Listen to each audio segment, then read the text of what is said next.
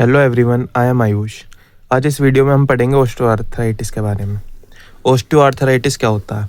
Osteoarthritis, जिसको हम short form में ओए भी कहते हैं, is a most common form of arthritis. Arthritis की मोस्ट कॉमन फॉर्म होती है a chronic degenerative joint disease that results in the breakdown of joint cartilage. ठीक है, क्या होती है? क्रोनिक डिसीज होती है और डिजनरेटिव जॉइंट डिसीज होती है जो रिजल्ट करती है breakdown of joint cartilage.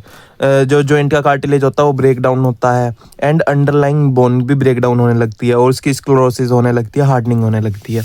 Underlying bone मतलब कि सब कॉन्ड्रल बोन, जो कार्टिलेज है जॉइंट में उसके ऊपर जो बोन होती है ना, मतलब एंड पार्ट ऑफ बोन, वो हार्डनिंग होने लगता है और उसका मतलब ब्रेक डाउन होने लगता है सीवियरिटी में। It is often associated with ageing, obesity and injury. ये है ना, ओस्टियोआर्थराइटिस जो होता है वो ज़्यादातर किन से एसोसिएट होता है, किन किन फैक्टर से? एजिंग से। जी, एज ज़्यादा होती है, जैसे ओवर 50 कहते हैं, 40, अब तो शायद 40 हो गया, 45, 50, है ना। तो इस एज ग्रुप से है ना स्टार्ट होने लग जाता है हमारा ओए। ठीक है, ओबेसिटी, अगर ज़्यादा ओबेसिटी हो, फैट हो, वेट ज़्यादा, बॉडी वेट है, तो क्या होएगा, ये और ज़्यादा इंक्रीज कर देगा रिस्क ओए होने का। ठीक है, एंड इंजरी, कोई इंजरी हो गई है जॉइंट इंजरी, तो उसकी वजह से मोमेंट्स में वो होता है, फिर उसके बाद वीर एंड टियर होने लगता है कार्टिलेज का। And while there is no cure, symptoms and manageable. ठीक है, इसके कोई मतलब कोई क्योर नहीं है, सिम्टम्स आर मैनेजेबल। बस इसके जो सिम्टम्स होते हैं, जैसे पेन हो गया या फिर और स्टिफनेस वगैरह होगी, वो हम फिजियोथेरेपी के उससे या फिर कोई मतलब ड्रग्स भी होते हैं, जैसे एनसैड पेन रिलीफ के लिए एंटी इन्फ्लेमेटरी ड्रग्स होते हैं, ठीक है ना, उनसे हम इसको वो कर सकते हैं, मैनेज कर सकते हैं, बट इसका कोई क्योर नहीं होता। OA is often refer to wear and tear joint disease. इसको ज़्यादातर और क्या कहते हैं, wear and tear joint disease भी कहते हैं। ठीक है, OA occurs when the protective cartilage that cushions the end of bones wear down over time. OA क्या होता है? जब हमारा प्रोटेक्टिव कार्टिलेज होता है ना जॉइंट में, वो जो बोन की एंड्स को कवर करता है जॉइंट में, तो उसका जब वियर होने लगता है, वो टूटने लगता है, तो जब उसको हम कहते हैं ओए, कि इसको ओस्टियोआर्थराइटिस होने लगा है। ठीक है, eventually causing bone to rub against each other. जब वो डिग्रेड हो जाएगा हमारा कार्टिलेज, उसके बाद क्या होएगा, बोन एक दूसरे से घिसने लगेगी, क्योंकि प्रोटेक्टिव लेयर जो कार्टिलेज है वो डिग्रेड हो गया है, टियर हो गया, वियर हो गया है। While it can damage any joint, it most frequently affect the knees, hip, spine and hands. ये मतलब क्या करता है? वैसे तो कोई भी जॉइंट को इन्वॉल्व कर सकता है, बट ये मोस्ट फ्रिक्वेंटली अफेक्ट करता है हमारे नीज को, क्योंकि ये वेट बियरिंग जॉइंट होते हैं, हिप्स, और जैसे स्पाइन में भी कर सकता है और हैंड में भी कर सकता है। ठीक है, अब देखते हैं हम टाइप्स ऑफ ओए। ठीक है, टाइप्स ऑफ ओस्टियोआर्थराइटिस कितने टाइप के होते हैं? पहला आता है हमारा प्राइमरी ओस्टियोआर्थराइटिस, इसको हम आइडियोपैथिक ओस्टियोआर्थराइटिस भी कहते हैं। ठीक है, this is the most common type of osteoarthritis and has no single known cause. ये मोस्ट कॉमन टाइप होता है ओस्टियोआर्थराइटिस का, और इसका कोई एक सिंगल नोन कोज नहीं होता कि पता नहीं किस वजह से हुआ है, कि अच्छा एज की वजह से हो सकता है ना। It is generally associated with the natural wear and tier, मतलब ये नेचुरली वियर एंड टियर होता है कार्टिलेज का, that occur in joints over time due to aging, जो कि एज के साथ साथ हमारे मतलब अगर डेवलप होने लगता है। जैसे इसका पहले करेक्टरिस्टिक्स है, डेवलप्स ग्रेजुअली, मतलब धीरे धीरे बढ़ता है, टिपिकली इन ओल्ड एज में। ठीक है, often affect weight bearing joints, ज़्यादातर वेट बियरिंग जॉइंट्स पे अफेक्ट करता है, जैसे कि हमारे हिप्स हो गए या फिर नीज हो गए, है ना, इस पर ज़्यादा वेट पड़ता है, तो इनमें डिग्रेडेशन ज़्यादा जल्दी होने लगता है। ठीक है, but can affects joint of hands and spine को भी अफेक्ट कर सकता है। It result from a metabolic and age related factors. ये किस चीज़ से रिजल्ट करता है, किन कारणों से होता है? जैसे कि मेटाबॉलिक कुछ फैक्टर हैं या फिर एज रिलेटेड फैक्टर्स हैं, उसकी वजह से हमारा प्राइमरी ओस्टियोआर्थराइटिस होता है। अब सेकंड आता है हमारा secondary osteoarthritis. Secondary osteoarthritis develop as a consequence of a pre existing condition or an identifiable specific cause that damages the joint or changes ठीक है। सेकेंडरी ओस्टियोआर्थराइटिस क्या होता है, develops as a consequence of pre existing condition, कि कोई पहले से कोई एग्जिस्टिंग कंडीशन है, कि कोई इन्फ्लेमेटरी कंडीशन है पहले से ही, उसकी वजह से हमारा ओए बन गया, या फिर कोई ट्रोमा हुआ है या ओबेसिटी वगैरह, कोई भी प्री एग्जिस्टिंग कंडीशन है उसकी वजह से जो ओस्टियोआर्थराइटिस होएगा, मतलब एक तरीके सेकेंडरी हो गया ना, क्योंकि प्री एग्जिस्टिंग कोई फैक्टर था इसकी वजह से हमें ओस्टियोआर्थराइटिस हो गया, तो उसको हम कहेंगे सेकेंडरी ओस्टियोआर्थराइटिस। ठीक है। और an identifiable specific cause that damages the joint, कोई और स्पेसिफिक कोज हो जो डैमेज कर रहा हो जॉइंट को। ठीक है। अब देखते हैं आगे, the micro environment of the cartilage, कि कार्टिलेज के अंदर कोई भी जो प्रोटीन्स वगैरह या कार्टिलेज के अंदर जो भी कंपोनेंट्स होते हैं उसको डिग्रेड कर रहा हो, तो वो भी एक टाइप से सेकेंडरी ओस्टियोआर्थराइटिस हो जाएगा। ठीक है। अब इसके और कैरेक्टरिस्टिक्स देखते हैं। Can occur in younger individual compare to primary OA, primary OA तो ओल्ड एज में ही जाके हो रहा था, बट ये यंगर पेशेंट्स में भी हो सकता है, यंगर इंडिविजुअल्स में भी हो सकता है। Often affects a single joint, ज़्यादातर ये सिंगल जॉइंट को अफेक्ट करता है, और joints in a unusual location, जैसे कि एंकल और रिस्ट में कर देगा, क्योंकि इसका सेकेंडरी है ना एक टाइप से, कि हाँ कोई ट्रोमा की वजह से है, किसी और कारण की वजह से हुआ है, तो ये एक तरीके से अनयूजुअल लोकेशंस पे कर सकता है, या फिर एक सिंगल जॉइंट को करेगा। ठीक है। Which are less common site for primary OA, जो एंकल और रिस्ट होती है वो बहुत लेस कॉमन साइट होती है, बट सेकेंडरी ओए में हो सकती है। ओके। अब इसके अंडरलाइंग कॉजेज देखते हैं कि सेकेंडरी ओस्टियोआर्थराइटिस होता किस किस वजह से है। ट्रोमा और injury, severe joint injuries, fracture, जैसे कि जॉइंट इंजरीज होगी, फ्रैक्चर्स, और repetitive stress from certain occupation और हाई इम्पैक्ट स्पोर्ट्स। ठीक है, कि उसमें कोई जॉइंट इंजरी हो गई है या फिर जॉइंट फ्रैक्चर हुआ है या रिपीटेटिव स्ट्रेस पड़ रहा है जॉइंट के ऊपर, उस वजह से हमारा सेकेंडरी ओस्टियोआर्थराइटिस हो सकता है। कंजेनाइटल एबनॉर्मेलिटीज, मतलब कि कोई बाई बर्थ एबनॉर्मेलिटी हो, जैसे कि माल फॉर्म जॉइंट, कोई जॉइंट फॉर्म सही नहीं हुआ, या फिर लिम्ब मिसअलाइनमेंट है, जैसे कि हिप डिस्प्लेजिया है, तो उसकी वजह से भी हमारा हो सकता है सेकेंडरी ओस्टियोआर्थराइटिस। थर्ड देखते हैं हम मेटाबॉलिक डिसऑर्डर्स, कैसे कंडीशंस लाइक हीमोक्रोमेटोसिस, गॉट और विल्सन्स डिसीज, ये डिसऑर्डर्स होते हैं जिनकी वजह से हमें सेकेंडरी ओस्टियोआर्थराइटिस हो सकता है। Inflammatory arthritis, damage caused by other forms of arthritis such as rheumatoid arthritis और सोरेटिक आर्थराइटिस, जैसे कोई इन्फ्लेमेटरी आर्थराइटिस है उसकी वजह से बाद में क्या बन गया, ओए बन गया, है ना, वो भी एक टाइप से इसके अंदर सेकेंडरी ओस्टियोआर्थराइटिस के अंदर आएगा। अदर डिसीजेज, जैसे कि कंडीशंस लाइक डायबिटीज़ क्या करता है, रिस्क बढ़ा देता है हमारा ओए का। पैगेट्स डिसीज़ और एवेस्कुलर नेक्रोसिस, अगर वहाँ की ब्लड सप्लाई कट ऑफ हो गई है या फिर किसी भी तरीके से ब्लॉक हो गई है, तो वो भी उसके सेकेंडरी ओस्टियोआर्थराइटिस के रिस्क बढ़ा सकता है। ठीक है। अब देखते हैं हम pathophysiology. In a healthy joint articular cartilage act as a cushion. ठीक है, एक हेल्दी जॉइंट के अंदर जो आर्टिकुलर कार्टिलेज होता है वो कुशन की तरह एक्ट करता है और लिब्रिकेंट की तरह एक्ट करता है, जिससे कि हमारी मूवमेंट क्या होती है, स्मूथ होती है, नियरली फ्रिक्शनलेस मूवमेंट होती है। ठीक है। इन ओस्टियोआर्थराइटिस मतलब in OA, this cartilage gradually wears away due to an imbalance between tissue absorption and synthesis. इसका क्या करेंगे हम, ओए के अंदर क्या होता है, जो कार्टिलेज होता है वो धीरे धीरे वियर होने लगता है, टूटने लगता है, घिसने लगता है ना, due to imbalance between tissue absorption and synthesis. इसका मतलब क्या है, टिश्यू एब्जॉर्प्शन मतलब ब्रेक डाउन ऑफ कार्टिलेज और सिंथेसिस। अब देखो इसका मतलब क्या है, in OA inflammatory mediators and mechanical stress. ठीक है, कोई मैकेनिकल स्ट्रेस है या मेटाबॉलिक में क्या आएगा हमारा, इन्फ्लेमेटरी मीडिएटर्स है, इंक्रीज कैटाबॉलिक एंजाइम एक्टिविटी, जिससे क्या करता है, ब्रेकडाउन हमारा बढ़ जाता है। ठीक है, किसका ब्रेकडाउन, कार्टिलेज का ब्रेकडाउन बढ़ जाएगा। And reduce matrix synthesis by chondrocytes, और जो कार्टिलेज बना रही हैं सेल्स उनका क्या हो जाएगा, वो कम हो जाएगा, उनका मैट्रिक्स सिंथेसिस बंद हो जाएगा, मतलब बनना बंद हो जाएगा। तो क्या होएगा, मतलब ब्रेकडाउन ज़्यादा हो रहा है और कार्टिलेज बन कम रहा है, तो उससे हमारा धीरे धीरे वियर होने लगेगा कार्टिलेज। ठीक है। अब और देखते हैं आगे, कार्टिलेज डिग्रेडेशन, ये तो पढ़ लिया हमने। The cartilage surface became rough हो जाएगी, frayed and eventually wear down, और वो धीरे धीरे वियर डाउन होने लगेगी, leading to bone rubbing on bone, मतलब जब कार्टिलेज डिग्रेड हो जाएगा पूरा तो उसके बाद क्या होएगा, बोन से बोन रब होने लगेगी, ठीक है।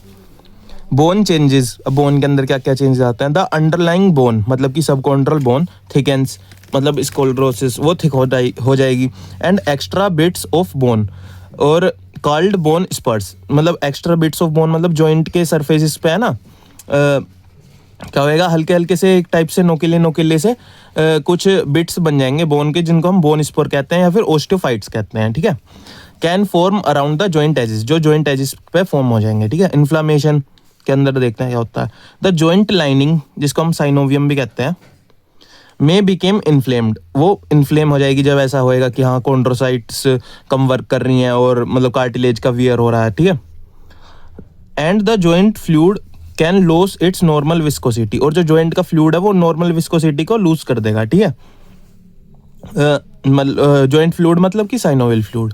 अदर टिश्यूज क्या है, ligaments and tendons can weaken contributing to joint instability, ठीक है। लिगामेंट्स भी वीक हो जाएंगे, हमारे टेंडन्स भी वीक हो जाएंगे, जिससे हमारे जॉइंट स्टेबिलिटी कम हो जाएगी। अब देखते हैं स्टेजेस ऑफ ओए। पहले तो एक नॉर्मल स्टेज होती है, ठीक है। वैसे तो इसकी 4 स्टेजेस होती हैं, पर इसे 0 से लेकर चलते हैं हम पहले। Normal stage, no visible signs of osteoarthritis, the joint space is healthy and there are no bone spurs, ठीक है। कोई कुछ नहीं है, कोई ओए का साइन नहीं दिख रहा है और ना कोई बोन स्पर्स है, ओस्टिफाइट्स नहीं है मतलब। The joint functions without pain, कोई पेन नहीं है और कोई इम्पेयरमेंट नहीं है, वो नॉर्मल फंक्शन कर रहा है जॉइंट, स्टेज 0 के अंदर। अब आती है ओए की स्टेज 1 जिसको हम कहते हैं माइनर स्टेज, ठीक है। इसमें रेडियोग्राफिक फीचर्स देखते हैं हम पहले।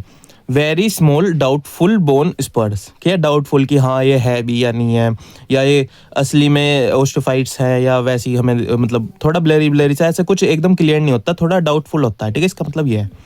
And spur growth and potential slight joint space narrowing, और थोड़ा सा ऐसा लगेगा कि हाँ जॉइंट स्पेस नैरो हो रही है, पर वो एकदम थोड़ा डाउटफुल रहेगा स्टेज 1 के अंदर, माइनर है ना बहुत। सिम्टम्स देखते हैं, जनरली एसिम्टोमेटिक, की ऐसा कोई सिम्टम्स नहीं आता है स्टेज 1 के अंदर, बट सम इंडिविजुअल में feel minor discomfort after intense activity, की ज़्यादा एक्टिविटी कर रहे हैं तो माइनर डिस्कम्फर्ट हो रहा है, but it rarely impact daily life, और इस मतलब स्टेज 1 में क्या है, डेली लाइफ को बहुत कम इम्पैक्ट करती है, ठीक है। अब देखते हैं management, lifestyle changes such as weight management and low impact exercise to slow potential progression. अब इसका मैनेजमेंट कैसे कर सकता है, अगर हमें स्टेज 1 में पता लग रहा है कि हाँ ये ओए है ना, तो उसमें lifestyle changes such as weight management, हम उनसे कह सकते हैं कि अपना वेट रिडक्शन करो ताकि स्ट्रेस कम हो और जो उसका प्रोग्रेशन है वो स्लो जाए। एंड लो इम्पैक्ट एक्सरसाइजेज, और इम्पैक्ट कम वाली एक्सरसाइजेज करेंगे, जैसे कि स्विमिंग में कर सकते हैं हम एक्सरसाइज, है ना, या फिर साइकिलिंग कर सकते हैं, टू स्लो पोटेंशियल प्रोग्रेशन, और ओए का प्रोग्रेशन को स्लो करने के लिए।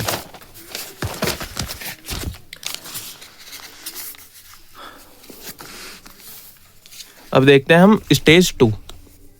स्टेज 2 क्या होती है हमारी, माइल्ड। रेडियोग्राफिक फीचर्स क्या होते हैं इसके, डेफिनाइट बोन स्पर्स, इसमें स्टेज 2 के अंदर हमें बोन स्पर्स दिखने लगते हैं, जैसे मतलब क्या कहते हैं, ओस्टियोफाइट्स, ठीक है।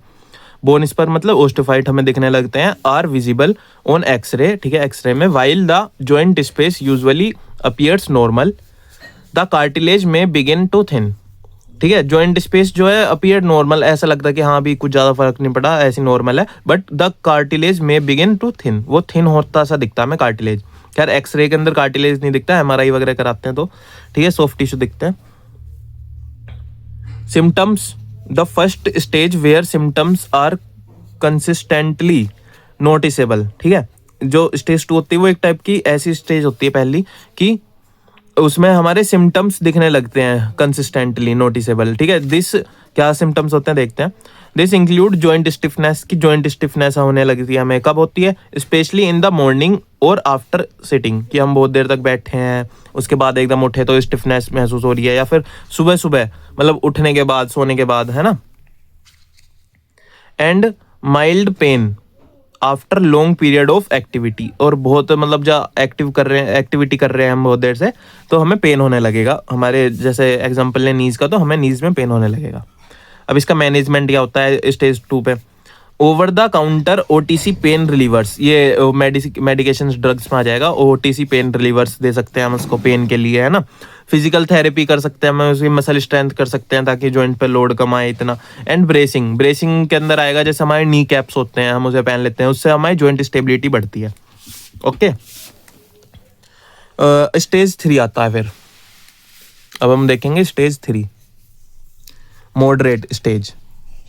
स्टेज 3 को हम से कहते हैं मॉडरेट। इसमें देखते हैं radiographic features. Radiographic features obvious joint space narrowing, ठीक है। इसमें हमें एक्सरे में क्या दिखेगा? ऑब्वियस जॉइंट स्पेस नैरोइंग, की जॉइंट स्पेस बहुत नैरो हो रहा है। And multiple moderate size bone spurts, मतलब ओस्टियोफाइट्स दिखेंगे हमें, ठीक है। There may be early sign of bone and deformity and sclerosis, और हमें बोन स्क्लेरोसिस भी दिखेगी, सब कॉन्ट्रल बोन मतलब थिकनिंग ऑफ बोन।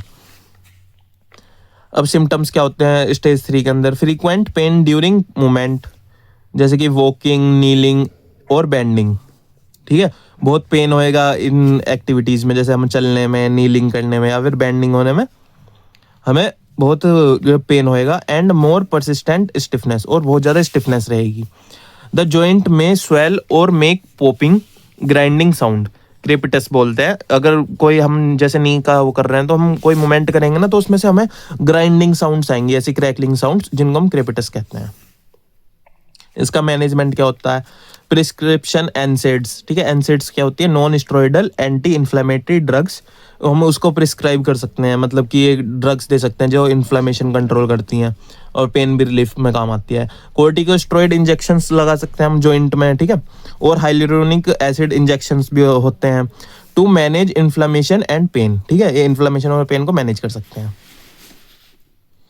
अब आता है हमारा जॉइंट 4, जिसको हम कहते हैं सीवियर। ये हमारी लास्ट स्टेज होती है ओए की। इसमें रेडियोग्राफिक फीचर्स पढ़ते हैं, मतलब एक्सरे के अंदर क्या क्या दिखेगा। सिग्निफिकेंट और total loss of joint space, ठीक है, कि जॉइंट स्पेस बिल्कुल ही खत्म हो गया है। Often described as bone on bone, मतलब बोन पे बोन आ गई है, मतलब हमारे कार्टिलेज बिल्कुल डिग्रेड हो चुका है। लार्ज बोन स्पर्ट्स, और बहुत बड़े बड़े बोन स्पर्ट्स दिखेंगे हमें, osteophytes are present. And bone ends are visibly deform, और बोन जो एंड है वो विजिबली डिफॉर्म हो चुका है, बहुत डिफॉर्म्ड हो चुका है और मिसअलाइंड है अब, ठीक है। सिम्टम्स क्या है इसके? Constant intense pain and severe stiffness that significantly limit mobility, ठीक है। बहुत ही कॉन्स्टेंट मतलब लगातार इंटेंस पेन होएगा, बहुत ज़्यादा पेन रहेगा। एंड सीवियर स्टिफनेस होएगी डेट सिग्निफिकेंटली लिमिट मोबिलिटी, और वो मोबिलिटी भी, हमारी रेंज ऑफ मोशन भी बहुत कम हो जाएगी। हम अगर नी का एग्जांपल ले तो हम घुटना नहीं मोड़ पा रहे, ऐसे सिम्टम्स दिखेंगे। डेली टास्क लाइक वॉकिंग और climbing stairs became extremely difficult, ठीक है। जो डेली के टास्क होते हैं जैसे कि वॉकिंग और क्लाइंबिंग स्टेयर्स बिकम बहुत डिफिकल्ट हो जाएंगे, ठीक है। मैनेजमेंट क्या होगा इसमें? वैसे तो फिजियोथेरेपी और ये सब इतना नहीं आता क्योंकि लास्ट स्टेज है, तो इसमें सीधा हम करेंगे सर्जिकल इंटरवेंशंस, जैसे कि टिपिकली पार्शियल और टोटल जॉइंट रिप्लेसमेंट, ठीक है, जिसको हम बोलते हैं arthroplasty, is often recommended at this stage. मतलब कि अगर नी का है तो टोटल नी रिप्लेसमेंट वगैरह सब चीज़ें होंगी। अब इसके कॉमन सिम्टम्स देखते हैं। वैसे तो हमने सिम्टम्स वगैरह पढ़ लिए, बस इसके कॉमन सिम्टम्स देखते हैं ओए के। Symptoms usually develop slowly and worsens over time, कि स्टेज 0 में 1 में फिर धीरे धीरे बढ़ते हैं, ठीक है ना, बहुत टाइम लगता है सिम्टम्स बढ़ने में। Symptoms usually develop slowly and worsens over time, primarily affecting the hands, knees, hips, neck and lower back. Okay, pain, पहला सिम्टम क्या है? Pain. Affected joint hurt during और ओवर मूवमेंट, ठीक है, कि कोई मूवमेंट कर रहे हैं या फिर मूवमेंट आफ्टर मूवमेंट, ओवर नहीं आफ्टर, और मूवमेंट करने के बाद दर्द हो रहा है या मूवमेंट करते करते भी दर्द हो रहा है। और after a period of inactivity, और कोई हम जैसे इनएक्टिविटी नहीं है कि बहुत देर से बैठे हैं और फिर एकदम उठ के चले तो एकदम हमें बहुत ज़्यादा पेन होएगा। Stiffness most noticeable upon awaking, मतलब कि जब हम सो के उठते हैं तो हमें बहुत ज़्यादा स्टिफनेस रहती है जॉइंट में, और आफ्टर रेस्ट के बाद भी। But usually last for less than 30 minutes, बस ये आधे घंटे तक रहती है। उसके बाद हम जैसे मूवमेंट करते हैं तो उसके बाद या एक्सरसाइज करते हैं, कोई भी एक्टिविटी करते हैं तो स्टिफनेस हमारी चली जाती है। Loss of flexibility, difficulty moving the joint through it's full range of motion, मतलब स्टिफनेस रहेगी तो फ्लेक्सिबिलिटी भी कम हो जाएगी, और ज़्यादा रेंज में अगर हम मूवमेंट करेंगे तो हमारे मतलब पेन भी होएगा और फ्लेक्सिबिलिटी बहुत कम हो जाती है। ठीक है। ग्रेटिंग सेंसेशन और साउंड, मतलब कि वही क्रेपिटस वगैरह, अ क्रंचिंग, क्रैकलिंग और ग्राइंडिंग फीलिंग नॉइज। ठीक है। Crepitus when moving the joint, joint पर कोई मूवमेंट करेंगे तो मैं ऐसी मूवमेंट आएगी, इसको हम बोलते हैं क्रेपिटस, मतलब कि ऐसे क्रैकलिंग साउंड्स आएंगी। Swelling caused by soft tissue inflammation और फ्लूइड एक्यूमुलेशन, कि स्वेलिंग कैसे हो सकती है कि सॉफ्ट टिश्यू इन्फ्लेमेशन की वजह से या फ्लूइड एक्यूमुलेशन की वजह से अराउंड द जॉइंट। ठीक है। और बोन स्पॉट्स दिखेंगे हमें रेडियोग्राफिकल उस पर इन्वेस्टिगेशन में हमें बोन स्पॉट्स दिखेंगे, मतलब कि osteophytes. Hard lumps that can be felt around the affected joint. ठीक है। सच एज हेबरडेंस नोड्स, ये हमारे हैंड में दिखते हैं एक टाइप से, at the joint closest to the finger tips, मतलब कि हमारे डोर्सल इंटरफेरेंशियल जॉइंट पे हमें नोड्स दिखती है ना, उसको हम बोलते हैं हेबरडेंसन। एंड बाउचार्ड्स नोड्स, ये कहाँ दिखती है, हमारी middle joint of the finger, मतलब कि प्रोक्सिमल इंटरफेरेंशियल जॉइंट पे नोड दिखती हैं, तो वो भी कह सकते हैं। और नीज पे भी हमें बोन स्पर्स दिखते हैं, ओस्टोफाइट्स दिखते हैं। अब हम पढ़ते हैं इसके रिस्क फैक्टर्स। ठीक है। ऑस्टियोआर्थराइटिस के पहला होता है age, the risk increases with older age. ठीक है। जो जैसे जैसे हमारी ओल्डर एज होएगी तो उसके साथ साथ हमारा रिस्क बढ़ेगा ओए का। जेनेटिक्स, अ फैमिली हिस्ट्री में इंक्रीज रिस्क, कि हाँ पहले भी ऐसा ओए रह चुका है या कोई भी इन्फ्लेमेटरी कंडीशंस रहती है तो उसकी वजह से भी हमारा रिस्क बढ़ सकता है।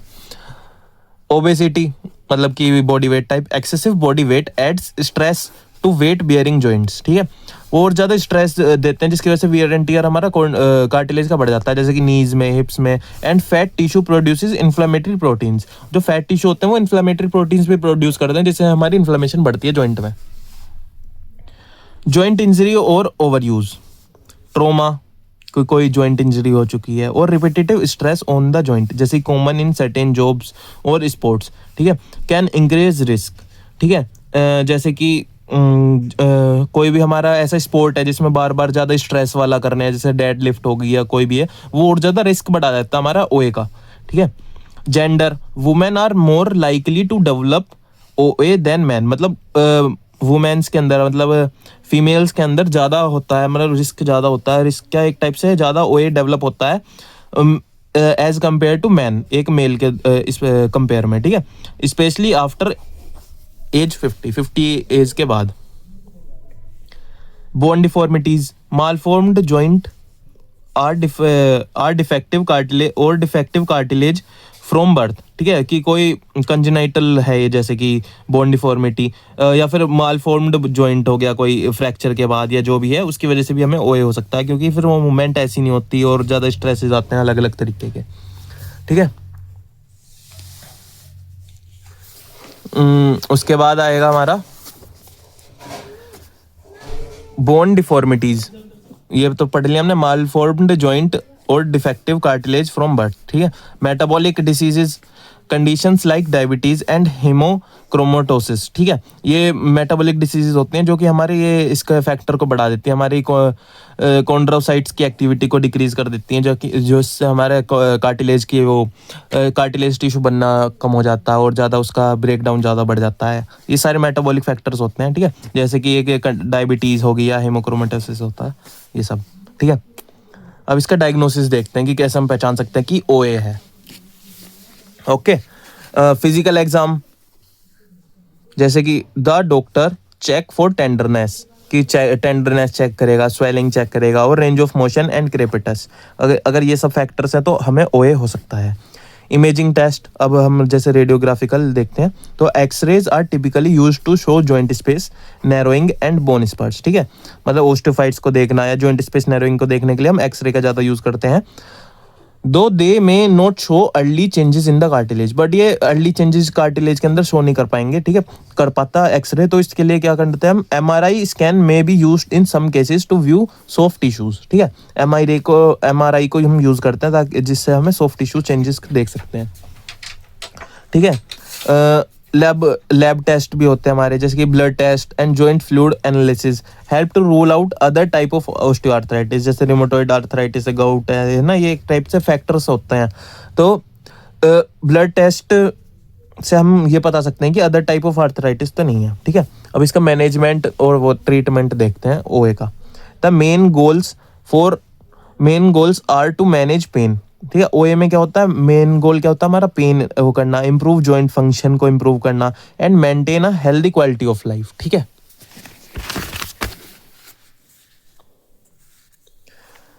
पहला आता है ट्रीटमेंट के अंदर lifestyle modification and non pharmacological therapy, मतलब कि कोई इसमें हम ड्रग्स वगैरह का यूज नहीं करते, हम वैसे ही लाइफस्टाइल मॉडिफिकेशन से या फिजिकल थेरेपी की वजह से, है ना, हम वो करते हैं, ऑक्यूपेशनल थेरेपी की वजह से हम इसको ट्रीट करते हैं और जॉइंट फंक्शन को इम्प्रूव करते हैं। इसमें पहला आता है हमारा एक्सरसाइज, रेगुलर लो इम्पैक्ट एक्सरसाइज, जैसे कि walking, swimming, cycling, water aerobics, ठीक है, टू स्ट्रेंथन मसल्स को स्ट्रेंथन करने के लिए और इम्प्रूव फ्लेक्सिबिलिटी इम्प्रूव करने के लिए हम ये एक्सरसाइजेस करते हैं। अ फिजिकल थेरेपिस्ट मतलब a physiotherapist can help develop a safe programme, आपके लिए अगर ओए है कोई भी पेशेंट को, तो फिजिकल थेरेपिस्ट क्या करेगा, हेल्प कर सकता है कोई भी सेफ प्रोग्राम बनाने के लिए कि आपको ये एक्सरसाइज करनी चाहिए या फिर ये नहीं करनी चाहिए, है ना।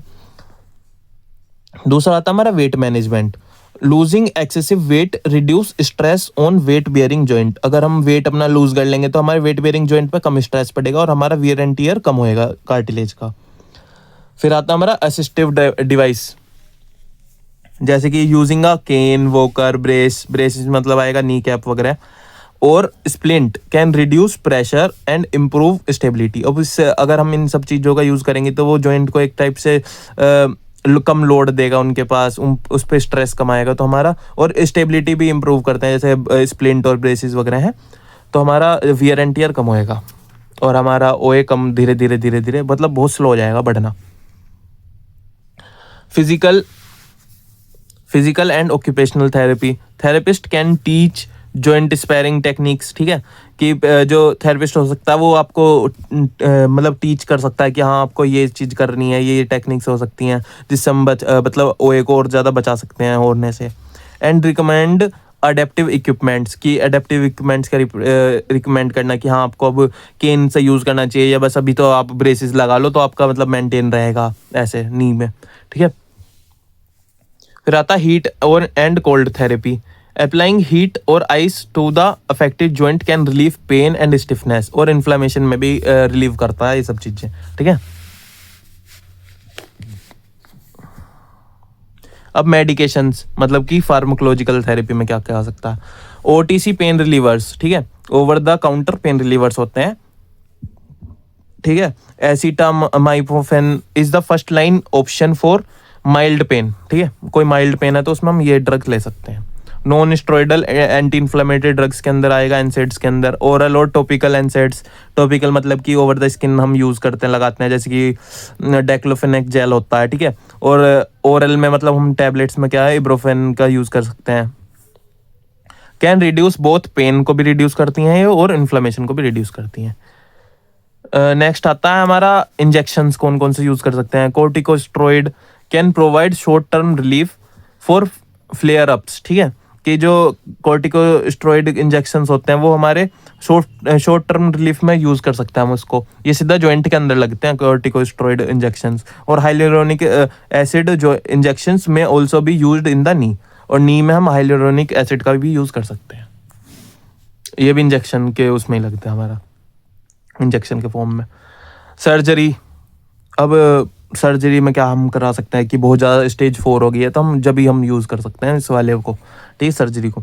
For severe pain and disability, कि बहुत ज़्यादा सीवियर चला गया, लास्ट स्टेज में है। टोटल जॉइंट रिप्लेसमेंट जिसको हम आर्थ्रोप्लास्टी भी कहते हैं, या फिर जॉइंट फ्यूजन आर्थरोडोसिस, ठीक है, हम इसका यूज़ कर सकते हैं। तो ये था हमारा ऑस्टियोआर्थराइटिस के बारे में वीडियो। अगर आपको कुछ पूछना हो तो आप कमेंट में पूछ सकते हो, अगर नोट्स चाहिए तो आप मेरे को इंस्टाग्राम पे मैसेज कर सकते हो, डीएम कर सकते हो। और वीडियो अच्छी लगी हो तो लाइक करना, कमेंट करना, शेयर करना और चैनल को सब्सक्राइब करना ऐसी ही वीडियोस देखने के लिए, नोट्स के साथ एक्सप्लेनेशन देखने के लिए। और मैं हूँ Ayush, thank you for watching, bye bye.